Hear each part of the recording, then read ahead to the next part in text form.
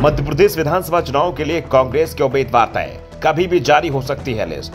पहली सूची में 80 उम्मीदवारों के नाम, 2018 में हारे लोगों को भी मिलेगा टिकट। 40% सीटों पर नए उम्मीदवार उतारने की तैयारी में कांग्रेस। मध्य प्रदेश में कांग्रेस उम्मीदवारों की सूची तैयार हो गई है। उम्मीदवारों के नाम का ऐलान कभी भी कर दिया जाएगा। एक बार पार्टी हाईकमान की मंजूरी मिलते ही नाम सार्वजनिक हो जाएंगे। वैसे सूची में जिन उम्मीदवारों के नाम है उन्हें संकेत दे दिया गया है, कह दिया गया है कि क्षेत्र में रहें, जनसंपर्क में जुटे। चुनाव में 5 महीने का समय है, इसलिए अभी से चुनाव प्रचार में जुट जाएं। दरअसल अब कांग्रेस बदल रही है, उसके चुनाव लड़ने का स्टाइल भी बदल रहा है और अब इस बदलाव का असर भी दिखाई दे रहा है।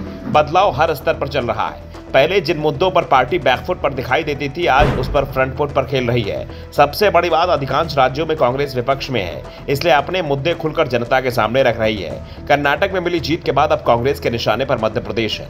मध्य प्रदेश में कांग्रेस कर्नाटक फार्मूले पर चुनाव लड़ने की तैयारी में जुट गई है। कर्नाटक फार्मूले के आधार पर उम्मीदवारों का चयन किया जाएगा और कर्नाटक स्टाइल में ही चुनाव प्रचार अभियान चलाया जाएगा। बीजेपी को उसकी ही भाषा में जवाब दिया जाएगा और पूरे चुनाव को क्षेत्रीय मुद्दों पर केंद्रित रखा जाएगा।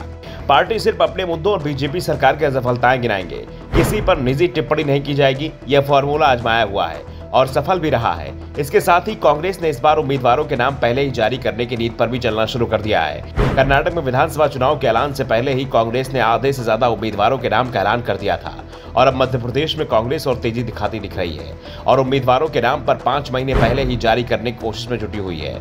उम्मीदवारों के चयन के लिए 4 स्तर पर काम चल रहा है। पहला, निजी एजेंसियों की सेवाएं ली जा रही हैं, जिनसे प्रदेश में उम्मीदवारों के चयन के लिए सर्वे कराया जा रहा है। दूसरा, कमलनाथ अपनी देखरेख में सर्वे करा रहे हैं।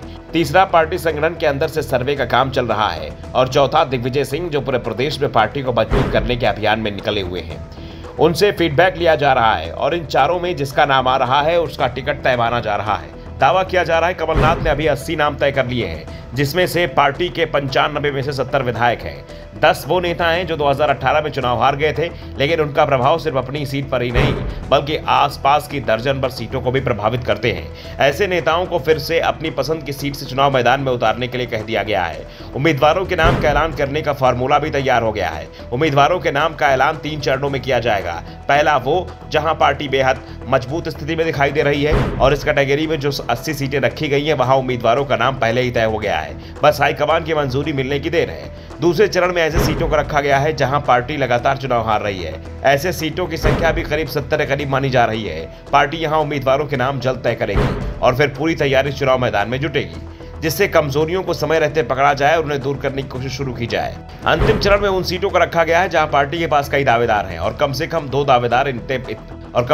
दावेदार इतने मजबूत हैं कि जिसे टिकट नहीं मिला वो बगावत भी कर सकता है। ऐसी सीटों पर पहले बीजेपी की लिस्ट तय की जाएगी, उसके बाद उम्मीदवार का नाम तय किया जाएगा।